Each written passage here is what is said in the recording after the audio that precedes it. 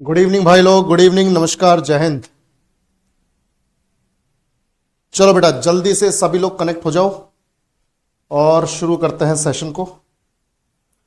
आज हमारा सेशन जो है थोड़ा सा, जैसे मैंने पिछले क्लास में बताया, टाइमिंग की थोड़ी गड़बड़ी सी हो गई थी।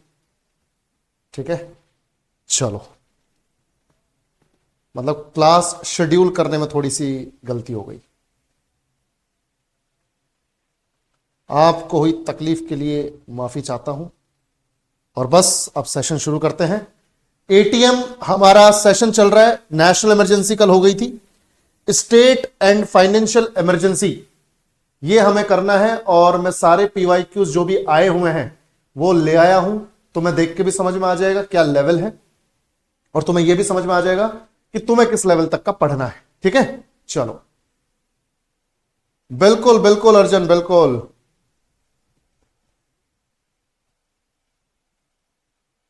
चलो, बेसिकली एटीएम आज होनी थी 7:15 पे, एटीएम आज होनी थी, तो टीम ने गलती से ज्योग्राफी वाली को लगा दिया 7 बजे और एटीएम वहीं के वहीं रह गई। फिर तुरंत देखा मैंने ज्योग्राफी वाले टाइम पर कि ज्योग्राफी तो 7 बजे लग रखी है, मतलब एटीएम छूट गई, तो एटीएम को बाद में फिर रीशेड्यूल किया गया। एनीवेज, चलो, होता रहता है, थोड़े बहुत ऐसी गलतियां होती रहती है तो आदमी सीखता भी रहता है नई चीजें। चलो, तो भैया स्टेट और फाइनेंशियल इमरजेंसी है, राज्य और वित्तीय आपातकाल। तो ये करीबन 9-10 क्वेश्चन है अपने, और फटाफट से ऐसा करते हैं, एक एक करके सारे क्वेश्चंस को देखते हैं। पहले तो मैं पूरा स्टेट इमरजेंसी का कॉन्सेप्ट समझा दूंगा।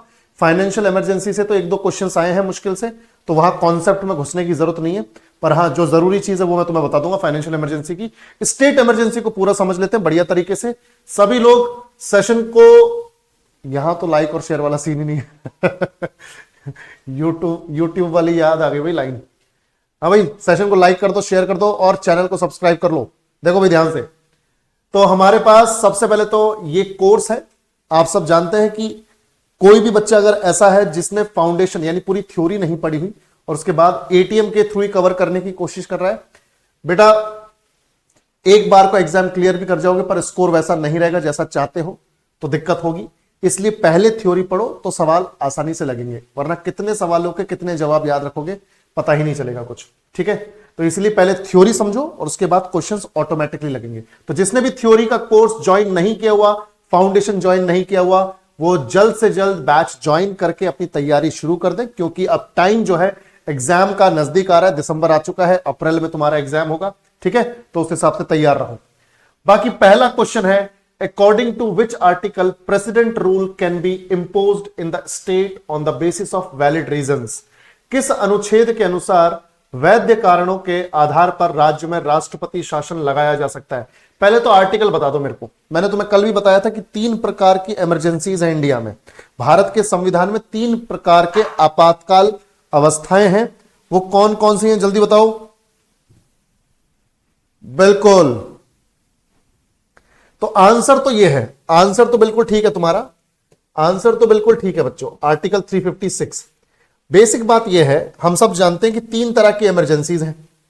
3 तरह की इमरजेंसी हैं और ये 3 इमरजेंसीज जो हैं संविधान के अलग अलग अनुच्छेदों में लिखी हुई हैं। जैसे नेशनल इमरजेंसी यानी राष्ट्रीय आपातकाल, मैं फटाफट से एक बार रिवीजन करवा रहा हूं और यहीं पे खत्म भी हो जाएगा। नेशनल इमरजेंसी तो आर्टिकल 352 में है, राष्ट्रीय आपातकाल तो अनुच्छेद 352 में है। ठीक है, तो ये तो राष्ट्रीय आपातकाल हो गया। ठीक है बच्चों, राष्ट्रीय आपातकाल 352। फिर है बच्चों स्टेट इमरजेंसी। स्टेट इमरजेंसी जिसे प्रेसिडेंट्स रूल भी बोलते हैं, स्टेट इमरजेंसी या फिर प्रेसिडेंट्स रूल। अंग्रेजी में पहले लिख देता हूं और फिर हिंदी में लिख देंगे, है ना भाई। राज्य आपातकाल,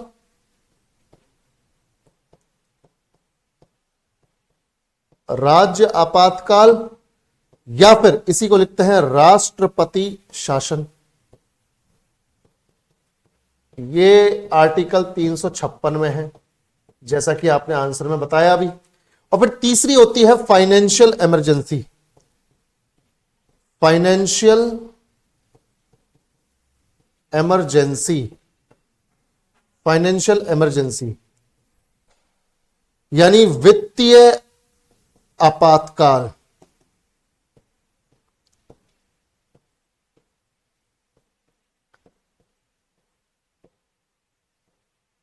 वित्तीय आपातकाल 360, आर्टिकल 360, 360।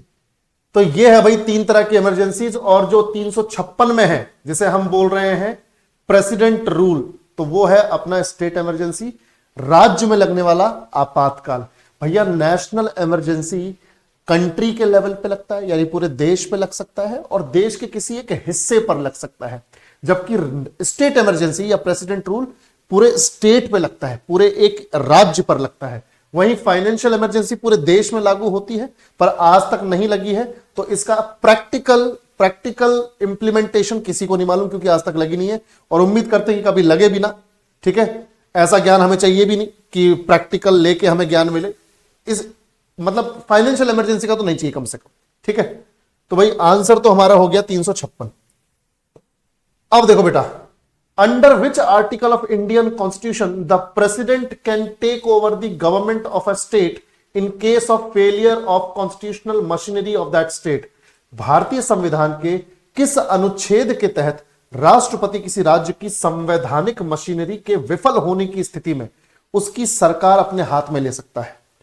अगर किसी राज्य में संवैधानिक मशीनरी फेल हो गई है, कॉन्स्टिट्यूशनल मशीनरी फेल हो गई है, तो राष्ट्रपति कौन से आर्टिकल के तहत उस राज्य की सरकार को अपने हाथ में ले सकता है? बताओ। बिल्कुल, अब देखो लैंग्वेज चेंज कर दी है, लैंग्वेज चेंज कर दी है। सेम क्वेश्चन पूछा है, सेम क्वेश्चन पूछा है, लैंग्वेज चेंज कर दी है। मैं तुम्हें बस ये दिखाना चाहता हूं कि कैसे सेम चीज घुमा फिरा के पूछी जाती है और बच्चे को लगता है तो अरे अलग क्वेश्चन है। ठीक है, तो आर्टिकल 356 ही तो है जिसमें राष्ट्रपति के द्वारा राष्ट्रपति शासन या फिर राज्य आपातकाल लगाया जाएगा और सरकार, राष्ट्रपति अपने हाथ में ले लेंगे उस राज्य की चलाने के लिए, क्योंकि राज्य में क्या हुआ है, कॉन्स्टिट्यूशनल मशीनरी फेल हो गई है। कॉन्स्टिट्यूशनल मशीनरी फेल हो गई है ना भाई, संवैधानिक मशीनरी जो है विफल हो गई है। भाई देखो, इसका मैं एक एग्जांपल देता हूं कैसी सिचुएशन बन सकती है। जैसे मान लो कि एक राज्य है, कोई राज्य है, उसमें एक सरकार बनी, नए नए चुनाव हुए, राज्य में सरकार बनी और सरकार जो है ऐसी बन गई कि चुनाव के प्रचार के दौरान तो उस पार्टी के लोग जिसकी सरकार बनी है वो तरह तरह के वादे कर रहे थे, ये कर देंगे, वो कर देंगे, एक बार हमें मौका दो, ये कर देंगे, वो कर देंगे, पुरानी सरकारें बेकार रही हैं, हम नहीं हैं, हम अच्छे हैं, ये है वो है।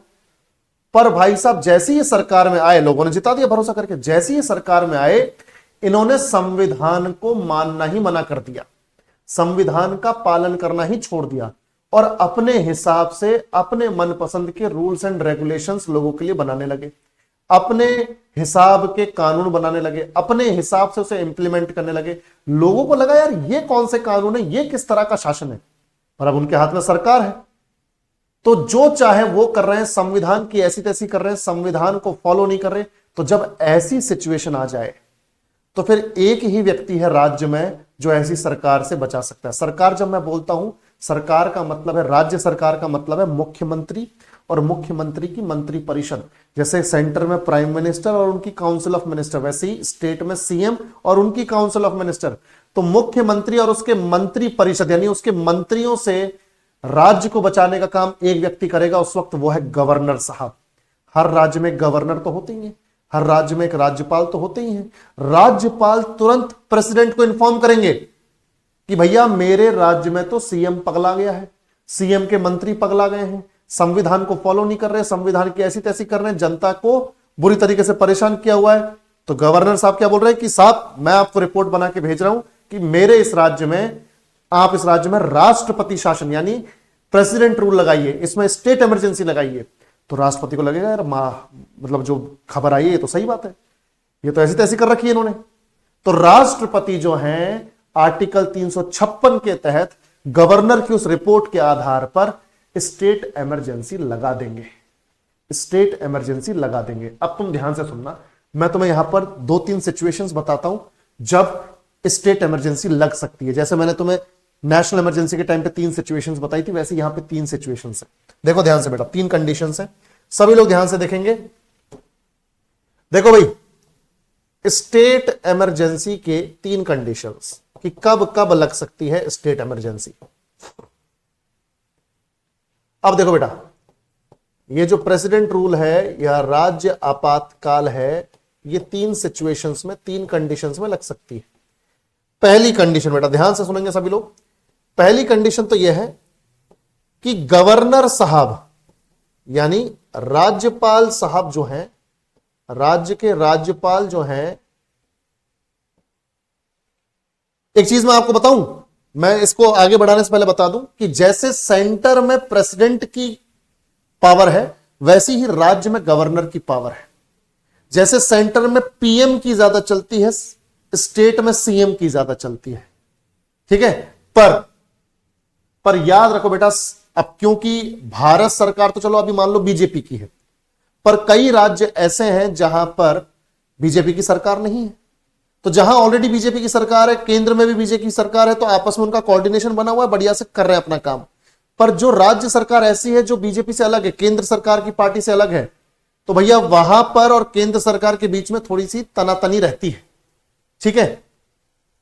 तो केंद्र सरकार सभी राज्यों को कंट्रोल कैसे करती है? अब मोदी जी एक टाइम पे 28 राज्यों में तो नहीं हो सकते, मोदी जी एक टाइम पे 28 राज्यों और 8 केंद्र शासित प्रदेशों में तो नहीं हो सकते कंट्रोल करने के लिए। तो क्या होगा, ध्यान से देखो बेटा, तो क्या होगा कि मोदी जी ने यानी केंद्र सरकार ने राज्यपाल का पद बनाया हुआ है। क्या बनाया हुआ है? राज्यपाल का पद बनाया हुआ है कि राज्यपाल हर राज्य में होगा, वो अपने स्टेट की खबर सेंटर को देता रहेगा, क्या चल रहा है क्या नहीं। और जब हालात बिगड़े तो राज्यपाल को यह पावर मिली हुई है कि प्रेसिडेंट को रिपोर्ट भिजवा दो, प्रेसिडेंट को बता दो कि यह हालात है, प्रेसिडेंट साहब जो है राष्ट्रपति शासन लगा देंगे स्टेट में।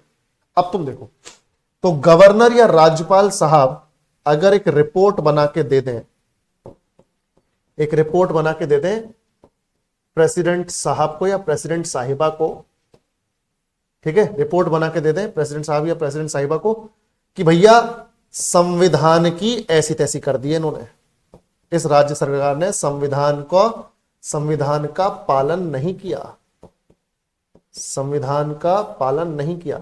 अगर ऐसी रिपोर्ट प्रेसिडेंट के पास पहुंच जाए, संविधान का पालन नहीं किया, जनता को परेशान किया जा रहा है, जल्द से जल्द प्रेसिडेंट रूल लगना चाहिए, अगर ऐसी रिपोर्ट पहुंच गई प्रेसिडेंट के पास गवर्नर से, तो प्रेसिडेंट जो है डिसीजन ले सकते हैं और राज्य आपातकाल स्टेट इमरजेंसी लगा सकते हैं। तो एक तो ये हो गई सिचुएशन।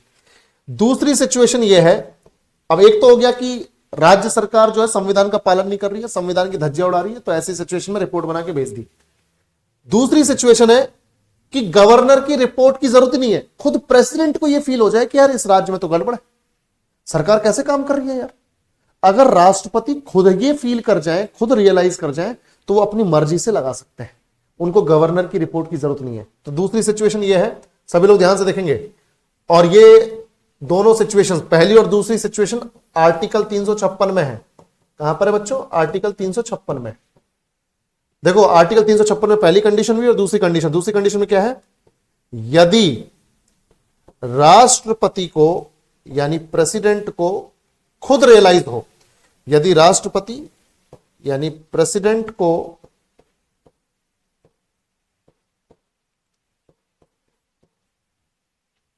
खुद रियलाइज हो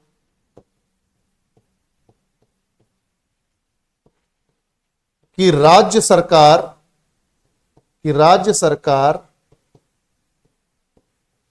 संविधान का पालन नहीं कर रही है, संविधान का पालन नहीं कर रही है, ठीक है भाई।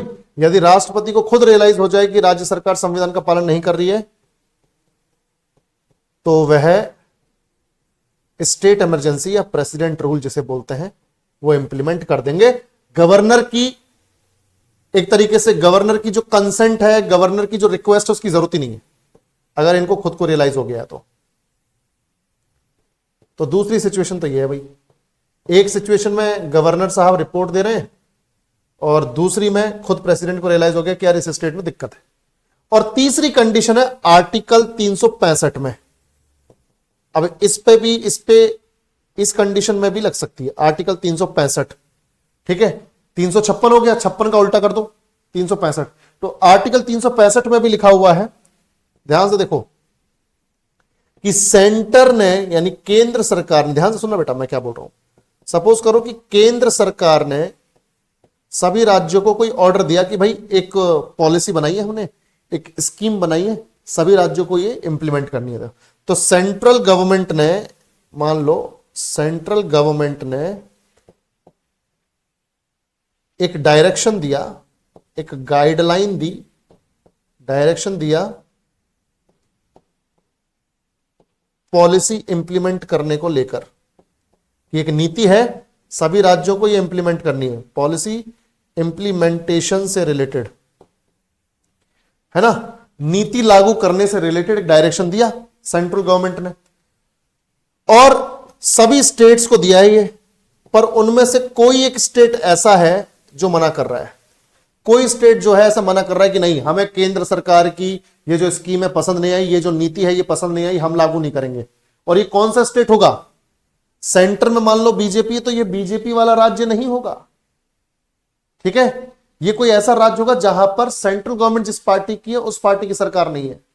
मान लो कांग्रेस गवर्नमेंट वाला कोई स्टेट, वो बोल रहा नहीं, मोदी जी ने जो स्कीम निकाली है, ये जो पॉलिसी निकाली है, हम इससे सहमत नहीं है और हम इसे अपने राज्य में लागू नहीं करेंगे। अब अगर ऐसे में जहां सेंट्रल गवर्नमेंट ने सबकी भलाई के लिए, सभी राज्यों की भलाई के लिए, कल्याण के लिए कोई पॉलिसी निकाली और कोई स्टेट मना कर रहा है, तो सेंट्रल गवर्नमेंट सीधे प्रेसिडेंट को बता सकती है कि भैया देखो हमारे ऑर्डर को फॉलो ही नहीं कर रहे, सभी स्टेट्स कर रहे हैं, ये स्टेट फॉलो नहीं कर रहा। तब प्रेसिडेंट वहां पर भी इमरजेंसी लगा सकते हैं, स्टेट इमरजेंसी लगा सकते हैं। तो तीन सिचुएशंस हैं, या तो गवर्नर खुद रिपोर्ट बना के भेजे कि राज्य में गड़बड़ी है, राज्य में संविधान का पालन नहीं किया जा रहा, या प्रेसिडेंट को खुद रियलाइज हो जाए कि हाँ भाई सच में पालन नहीं किया जा रहा, या फिर तीसरी सिचुएशन आर्टिकल 365 के तहत कि अगर सेंट्रल गवर्नमेंट ने कोई ऑर्डर पास किया है सभी स्टेट्स के लिए और कोई स्टेट उसे फॉलो नहीं कर रहा है, तो भैया उस स्टेट के खिलाफ सेंट्रल गवर्नमेंट कंप्लेंट करेगी प्रेसिडेंट के पास, प्रेसिडेंट लगा देंगे स्टेट इमरजेंसी। तो ये तीन कंडीशंस हैं बच्चों, ये तीन कंडीशंस हैं। उम्मीद करता हूं कि आपको समझ में आया होगा। पर एक चीज और मैं आपको बताता हूं, ध्यान से देखो। मान लो, अब एक एग्जांपल दे रहा हूं, मान लो गवर्नर साहब ने, अब मैं तुम्हें बता रहा हूं कि कैसे इंप्लीमेंट होती है।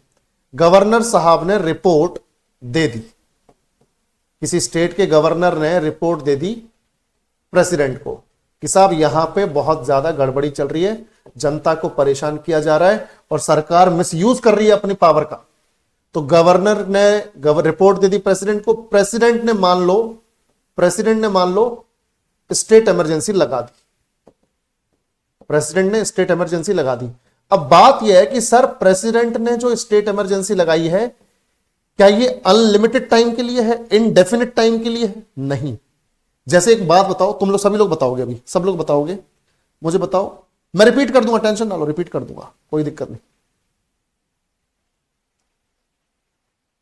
बिल्कुल पवन, बिल्कुल कर सकते हो बेटा, पर पहली क्लास से शुरू कर, ठीक है।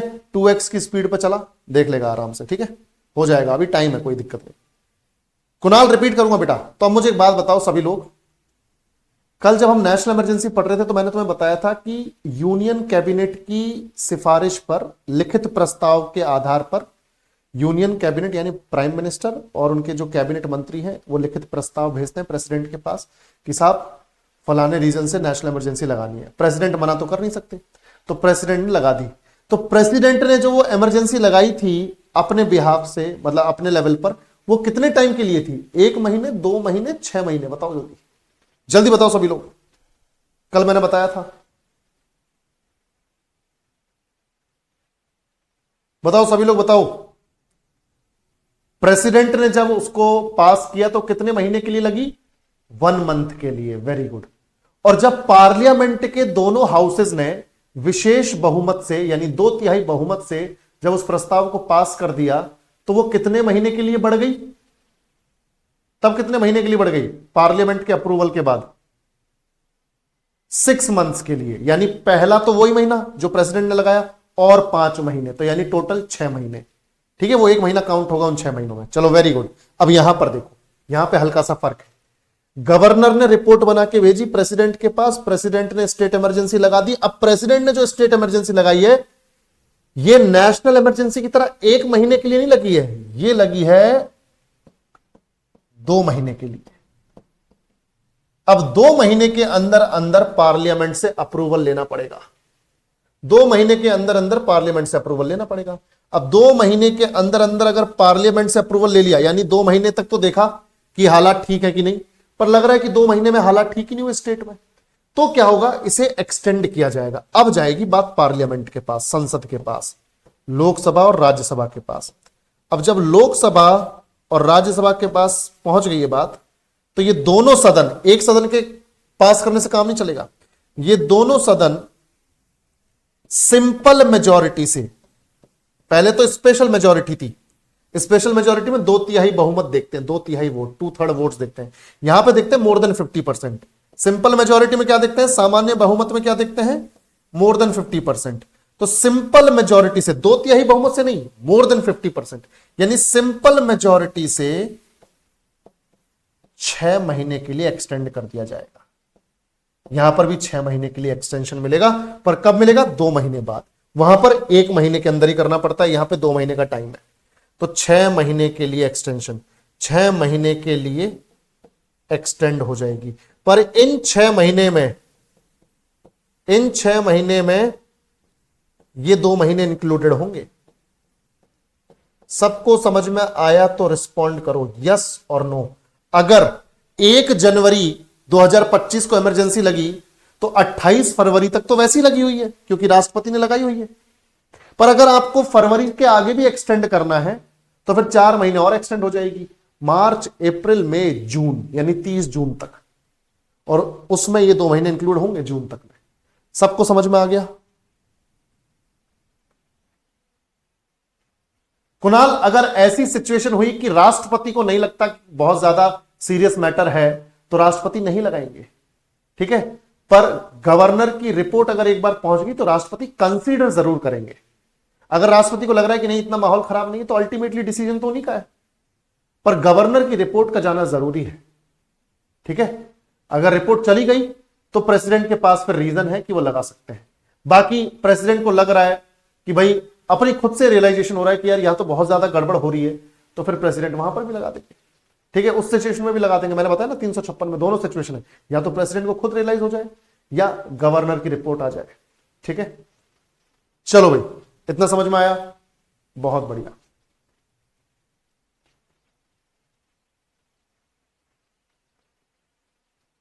चलो बहुत बढ़िया, आगे बढ़ते हैं। तो ये हमारी सिचुएशन हो गई भैया। अब एक चीज और बताता हूं, मस्त चीज।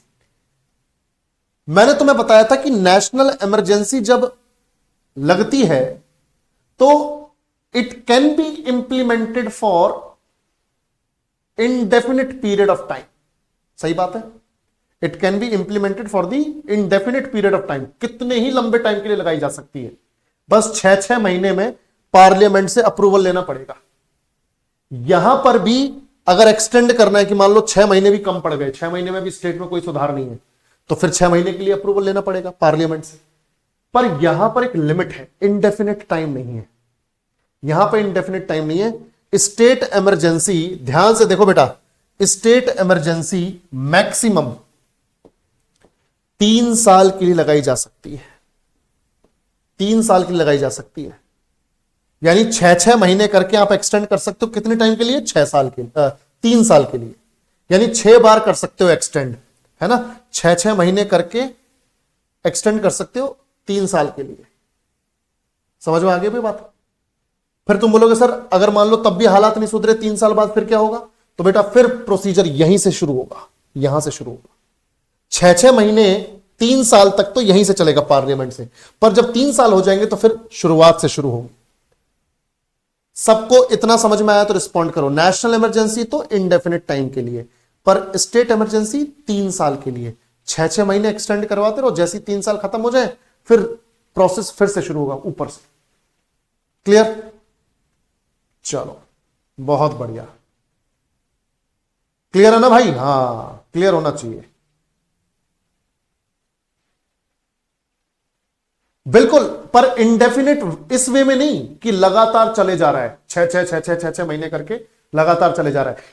3 साल में एक बार चेन टूटेगी और फिर यहां से फिर से शुरू होगा। ठीक है? अब वैसे तो इंडेफिनिट टाइम के लिए भी हो सकता है, पर वो ब्रेक लगता रहेगा हर 3 साल में। नेशनल इमरजेंसी में ब्रेक नहीं लगेगा, वहां 6-6 महीने में एक्सटेंशन मिलता रहेगा। यहां एक प्रॉपर ब्रेक मिलेगा 3 साल के बाद। ब्रेक मतलब कि ये चेन टूटेगी 6 महीने वाली और फिर वहां ऊपर से शुरू होगा सब कुछ। ठीक है? बिल्कुल वन गो नहीं होगा। ठीक है? चलो अब आगे बढ़ते हैं। ये तुमको समझ में आ ही गया है। अब क्वेश्चन तुम ऐसे खटाखट लगाने शुरू कर दोगे। देखो, if a state fails to operate in a constitutional manner, a state emergency can be invoked there. Who among the following can declare state emergency? अब देख रहे हो, 3 सवाल थे भाई, तीनों अलग अलग लैंग्वेज। एक ही सवाल है वो, तीनों अलग अलग लैंग्वेजेस में। ठीक है? If a state fails to operate in a constitutional manner, a state emergency can be invoked there. Who among of the following can declare state emergency? यदि कोई राज्य संवैधानिक तरीके से काम करने में विफल रहता है तो वहां राज्य आपातकाल लागू किया जा सकता है। निम्नलिखित में से कौन राज्य आपातकाल की घोषणा कर सकता है? तुम सब जानते हो घोषणा कौन करेगा? घोषणा तो प्रेसिडेंट ही करेंगे तीनों इमरजेंसी की। ठीक है? बिल्कुल, प्रेसिडेंट ऑफ इंडिया, भारत के राष्ट्रपति। डिक्लेरेशन तो यही करेंगे। और डिक्लेरेशन या घोषणा करना या प्रोक्लेमेशन, अंग्रेजी वाले याद रखना भैया, डिक्लेरेशन की जगह प्रोक्लेमेशन भी आ सकता है। तो एक बार प्रोक्लेमेशन जब आए तो समझ जाना कि डिक्लेरेशन की ही बात हो रही है, तो प्रेसिडेंट ही करेंगे।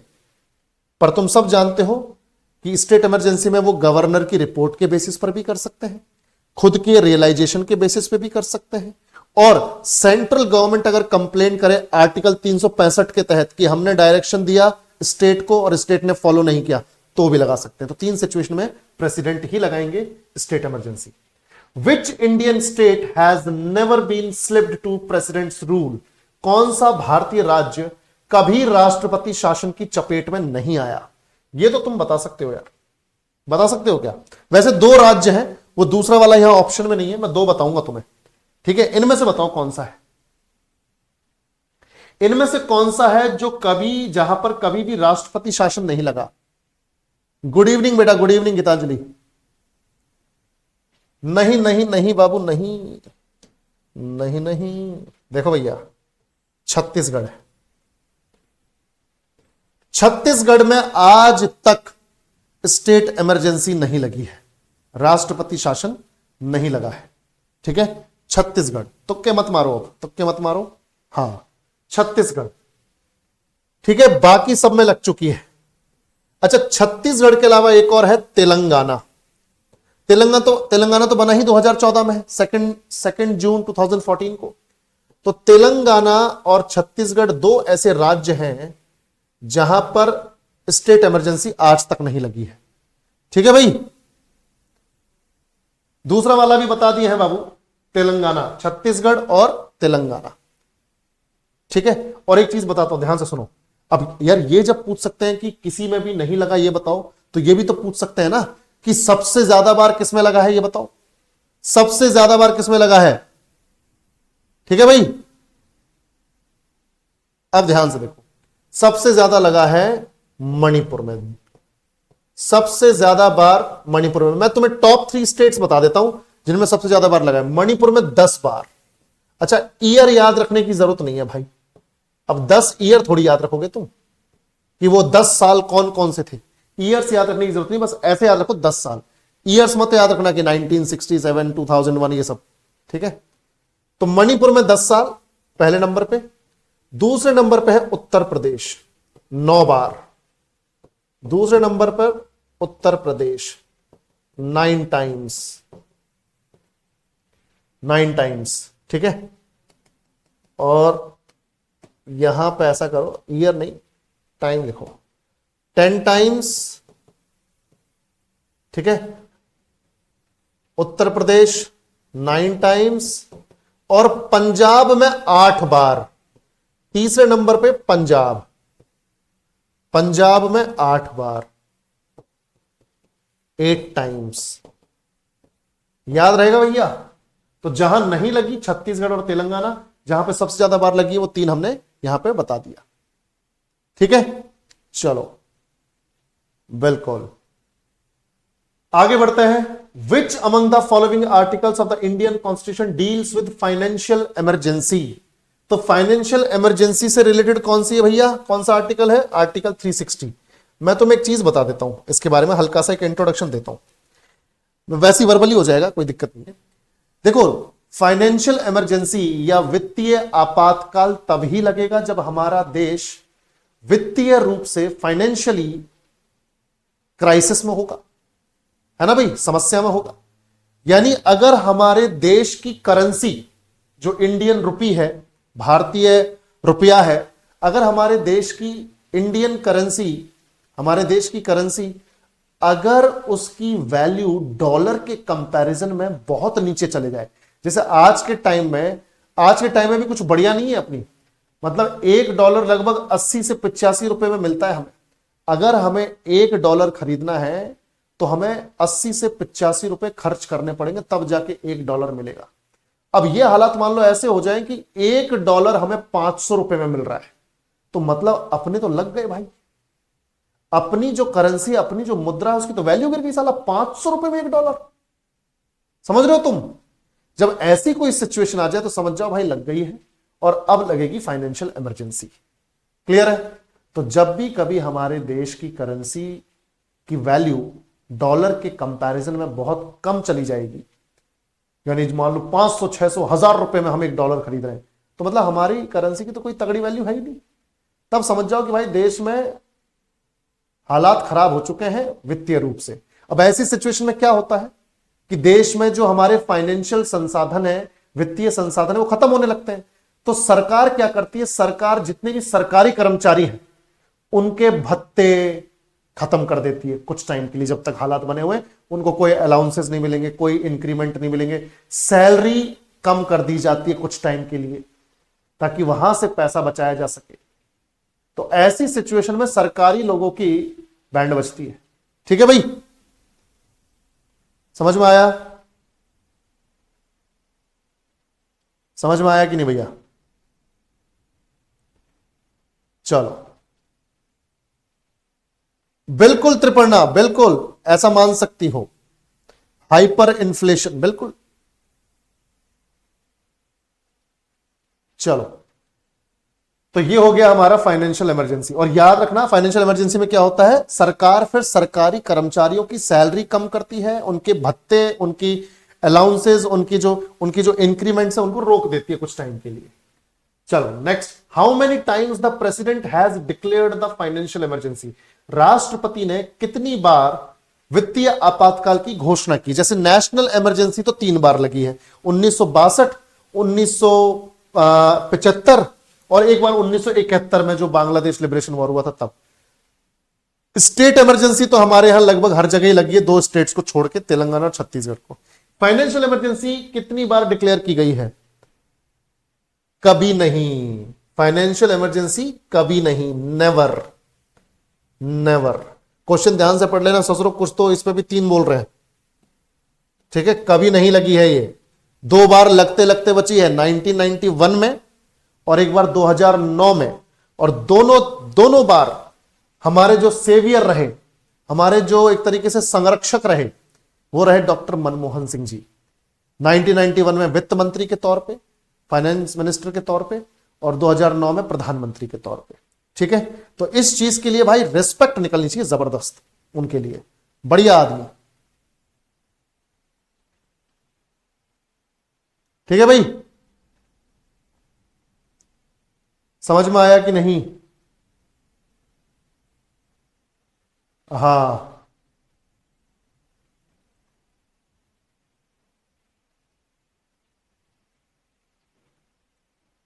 अब ये क्या बोल रहा है, सर और आपकी टीम से पढ़ने में मजा आता है, आपसे भी कभी नहीं पढ़ने में मजा आता है। अबे अंकुश बाबू, बोल क्या रहे हो, इसका मतलब क्या है? थोड़ा खुल के बोलो।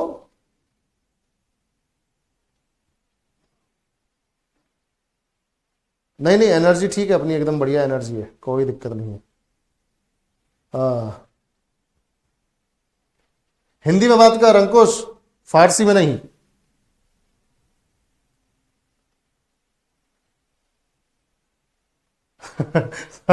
वहां पे लिखा हुआ है नहीं, फिर बोल रहा है आता है। ठीक है, सही है सही है सही है, एकदम बढ़िया है। वो थोड़ा कोल्ड का असर है बस।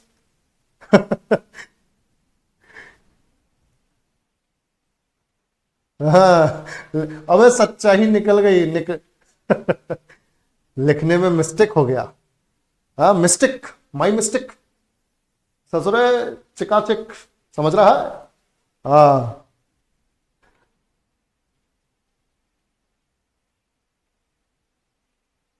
चलो, बस ठीक है ठीक है ठीक है, समझ गया मैं, ठीक है।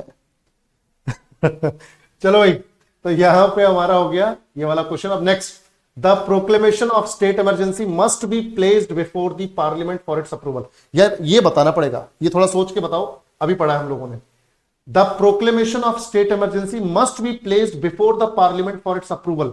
राज्य आपातकाल की उद्घोषणा को मंजूरी के लिए संसद के समक्ष रखा जाना चाहिए कितने महीने के भीतर? भाई जैसे राष्ट्रपति ने तो एक बार डिक्लेयर कर दिया स्टेट इमरजेंसी, अब उसको फर्दर एक्सटेंड करना है तो कितने महीने के अंदर पार्लियामेंट के सामने रखना होगा? सभी लोग जल्दी।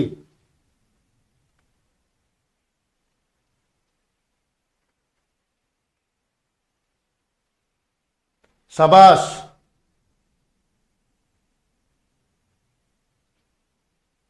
बहुत बढ़िया बहुत बढ़िया। आंसर होगा बी, 2 महीने के अंदर। ठीक है, नेशनल इमरजेंसी में 1 महीने का था, यहां पे 2 महीने का टाइम। चलो भाई, the maximum period of emergency as per article 356 can be. अनुच्छेद 356 के अनुसार आपातकाल की अधिकतम अवधि हो सकती है। अब तुम्हें मालूम है, नेशनल इमरजेंसी तो मैंने तुम्हें बताई थी कि वो इनडेफिनेट टाइम के लिए एक्सटेंड की जा सकती है हर 6 महीने में पार्लियामेंट के अप्रूवल से। पर यहां पर मैक्सिमम पीरियड है क्या स्टेट इमरजेंसी का? Do we have the maximum period for state emergency? है कि नहीं? बिल्कुल है, बहुत बढ़िया, बिल्कुल है। कितना है? 36 मंथ्स, 36 मंथ्स है ना भाई, 36 माह। 36 मंथ्स का मतलब क्या हुआ? 3 इयर्स, है ना भाई। 1 ईयर में 12 मंथ्स, तो 12 इंटू 3, 36 मंथ्स। आंसर हो जाएगा डी। तो मैक्सिमम 3 साल के लिए। चलो good. How many types of emergencies have been envisaged by the constitution? संविधान में कितने प्रकार की आपात स्थितियों की परिकल्पना की गई है? अब ये तो तुम जानते ही हो, हमने सबसे पहले यही पढ़ा था कि हमारे संविधान में कितने प्रकार की इमरजेंसीज हैं। बताओ भाई, 1 2 3 4। 3 टाइप की हैं। नेशनल इमरजेंसी यानी राष्ट्रीय आपातकाल, आर्टिकल 352 पहले पढ़ लिया ये हमने। फिर स्टेट इमरजेंसी यानी प्रेसिडेंट रूल यानी कि आर्टिकल 356, और उसके बाद फाइनेंशियल इमरजेंसी यानी वित्तीय आपातकाल, आर्टिकल 360। ठीक है भाई, चलो लास्ट क्वेश्चन आएगा। हाँ लास्ट क्वेश्चन है, देखो। The budget of a state under presidents rule is presented before. अब इसको थोड़ा समझना, इसको थोड़ा समझना, बढ़िया क्वेश्चन है, जबरदस्त क्वेश्चन है। The budget of a state under presidents rule is presented before. राष्ट्रपति शासन के दौरान या तहत किसी राज्य का बजट किसके सामने प्रस्तुत किया जाता है? किसके सामने प्रस्तुत किया जाता है? जब राज्य में प्रेसिडेंट रूल लगा हुआ हो और उसी टाइम पे बजट भी आना हो राज्य का, तो फिर बजट किसके सामने पेश किया जाएगा? अब मैं आपको बताता हूं यह सवाल क्यों पूछा गया है, मैं बताता हूं। देखो, आंसर तो होगा लोकसभा। आंसर तो होगा लोकसभा। ठीक है, आंसर होगा लोकसभा। पर बात यह है कि सर ये सिचुएशन क्या है, मैं बताता हूं। देखो, जब प्रेसिडेंट रूल लगता है ना बच्चों, ध्यान से देखो, जब स्टेट इमरजेंसी लगती है, जब प्रेसिडेंट रूल लगता है, जब राज्य अपनी ऐसी तैसी करवाने में लगा हुआ है, तो प्रेसिडेंट रूल लगा दिया प्रेसिडेंट ने। अब ध्यान से सुनो, जब किसी राज्य पर प्रेसिडेंट रूल लगता है, स्टेट इमरजेंसी लगती है, तो ऐसा नहीं है कि प्रेसिडेंट वहां पर शासन करने आएंगे। प्रेसिडेंट तो अपने राष्ट्रपति भवन में ही है। प्रेसिडेंट क्या बोलेंगे? राज्य के गवर्नर को कि तुम मेरे बिहाफ पर रूल करो स्टेट में। प्रेसिडेंट रूल का मतलब ये नहीं कि प्रेसिडेंट खुद शासन करेंगे, प्रेसिडेंट के बिहाफ पर उस राज्य का गवर्नर शासन करेगा, यानी सीएम की सारी पावर्स गवर्नर के पास आ जाती है। समझ में आया बेटा क्या बोल रहा हूं मैं? सीएम की सारी पावर्स किसके पास आ जाती है? गवर्नर के पास। तो प्रेसिडेंट रूल में स्टेट पर शासन कौन करेगा? स्टेट पर शासन करेगा गवर्नर, राज्य का गवर्नर। ठीक है भाई। तो बेसिकली प्रेसिडेंट रूल में क्या होता है कि जो एग्जीक्यूटिव होता है, स्टेट की जो एग्जीक्यूटिव बॉडी होती है, कार्यपालिका होती है। अब स्टेट की एग्जीक्यूटिव में कौन कौन है? स्टेट के एग्जीक्यूटिव में गवर्नर है, ठीक है, सीएम है, और सीएम की काउंसिल ऑफ मिनिस्टर्स है। ठीक है। फिर प्रेसिडेंट रूल में जो लेजिस्लेचर है उसके साथ भी क्या होता है मैं बताता हूं। देखो एग्जीक्यूटिव के साथ क्या होगा प्रेसिडेंट रूल में, और लेजिस्लेचर के साथ क्या होगा। मैं स्टेट लेजिस्लेचर और स्टेट एग्जीक्यूटिव की बात कर रहा हूं। राज्य कार्यपालिका में कौन कौन होते हैं? गवर्नर, सीएम और काउंसिल ऑफ मिनिस्टर। जैसे सेंटर में हम लोगों ने पढ़ा था president, vice president, prime minister, council of minister, है ना। यहां लेजिस्लेचर में होता है, लेजिस्लेचर में कौन होगा भाई? स्टेट लेजिस्लेचर में, स्टेट लेजिस्लेचर में होती है एक तो लेजिस्लेटिव असेंबली के मेंबर्स यानी एमएलएस, और यहां होते हैं लेजिस्लेटिव काउंसिल अगर किसी स्टेट में है, जैसे यूपी है, यूपी में तो दोनों है, विधानसभा भी है विधान परिषद भी है। तो लेजिस्लेटिव असेंबली, ध्यान से देखो बेटा, लेजिस्लेटिव असेंबली, लेजिस्लेटिव काउंसिल यानी विधानसभा और विधान परिषद। अब तुम देखो जब भी प्रेसिडेंट रूल लगेगा तो या तो इन दोनों को सस्पेंड किया जाएगा कि जब तक प्रेसिडेंट रूल है तुम दोनों को निलंबित किया जाता है, यानी सीएम, उनके काउंसिल ऑफ मिनिस्टर, गवर्नर तो खैर संवैधानिक पद है तो इनको तो ये पावर दी जाएगी, पर ये एग्जीक्यूटिव खत्म कर दिया जाएगा, ये पूरा एग्जीक्यूटिव खत्म। ठीक है। इधर ये पूरा लेजिस्लेचर खत्म, यानी लेजिस्लेचर का काम, विधायिका का काम है कानून बनाना। अब ये जब सस्पेंड हो गई है तो कानून ये बनाएगी नहीं। एग्जीक्यूटिव कानून जो बनाया लेजिस्लेचर ने उसको इंप्लीमेंट करता है एग्जीक्यूटिव, तो ये भी नहीं रहे तो ये कानून इंप्लीमेंट नहीं कर पाएंगे। ना तो राज्य में अब कानून बनेगा, ना राज्य में शासन होगा इनका, ना तो ये कानून बनाएंगे क्योंकि सस्पेंड हो चुके हैं, ना ये राज करेंगे। तो राज कौन करेगा? राज करेगा प्रेसिडेंट के बिहाफ पर गवर्नर। ठीक है। अब तुम बोलोगे सर गवर्नर तो चलो पूरे एग्जीक्यूटिव की जगह तो आ गया गवर्नर, ठीक है, और गवर्नर पता है किसकी मदद से शासन करेगा? मैं बताता हूं आपको। भाई गवर्नर को तो थोड़ी मालूम है कि सीएम के पास क्या क्या पावर्स है, या सीएम कैसे कैसे रूल करता है, या सीएम के पास क्या सीन है। तो गवर्नर क्या करेगा? गवर्नर शासन करने के लिए मदद लेगा पूरे राज्य के सबसे बड़े आईएएस अधिकारी की। पूरे राज्य का जो सबसे बड़ा आईएएस ऑफिसर होता है उसे बोलते हैं चीफ सेक्रेटरी। चीफ सेक्रेटरी, तो चीफ सेक्रेटरी यानी सबसे बड़ा आईएएस अधिकारी किसी राज्य में, यानी डीएम वगैरह जो होते हैं। जैसे मान लो एक राज्य है, उस राज्य में 20 जिले हैं और 20 जिले में 20 डीएम बैठे हुए हैं, डिस्ट्रिक्ट मजिस्ट्रेट, डीएम बोलते हैं ना, कलेक्टर साहब।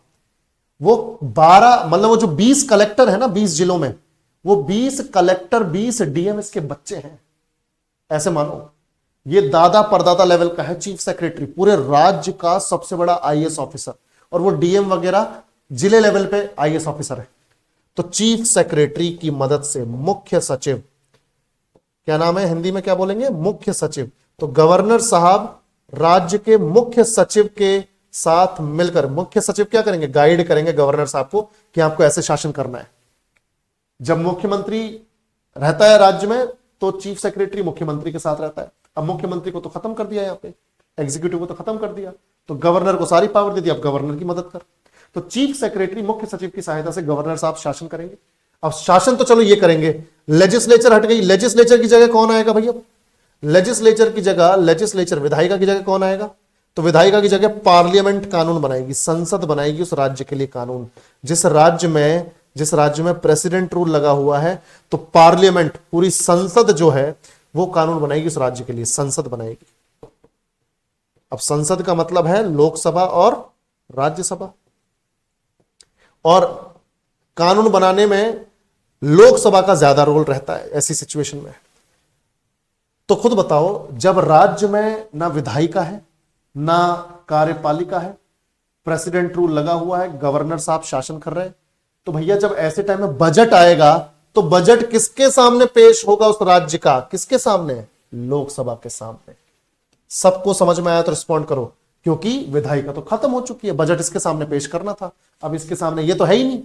तो इसकी जगह कौन है? पार्लियामेंट। और पार्लियामेंट में भी उस राज्य के लिए कानून कौन बना रहा है? लोकसभा। तो लोकसभा के सामने बजट पेश किया जाएगा। क्लियर? चलो, तो ये हो गया हमारा सवाल, और इस तरीके से हमारा आज का सेशन यहां पर होता है बच्चों खत्म। तो जो भी बच्चे डिटेल में सिस्टमेटिक वे में, क्योंकि ये तो हम सवालों के थ्रू कर रहे हैं, अगर आपको डिटेल में सिस्टमेटिक वे में सब कुछ पढ़ना है, polity, geography, history, economics, strategy के, then you can join this course. बहुत फायदेमंद, बहुत शानदार बैच होने वाला है तुम्हारे लिए, अगर अभी तक नहीं जुड़े हो तो। और अगर जुड़ गए हो तो तुम फिर सेशंस देख ही रहे हो, एंजॉय कर ही रहे हो, पढ़ रहे हो अपने अच्छे से। ठीक है, तो आज के सेशन को यहीं खत्म करते हैं। कल मिलते हैं नए टॉपिक के साथ, एटीएम बैच अपना रेगुलर टाइमिंग पर। ठीक है भाई, चलो टेक केयर, बाय बाय।